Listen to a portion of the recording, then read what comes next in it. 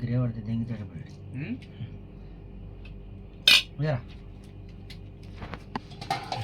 గంగార్పణం సంగార్పణం.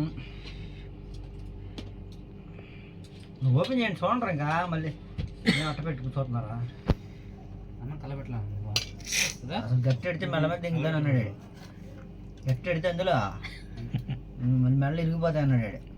ఏరా అన్నాడా లేదా?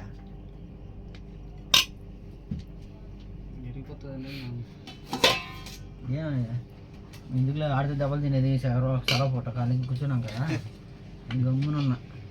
అన్నాడు లేదండి అడిగారు అయిన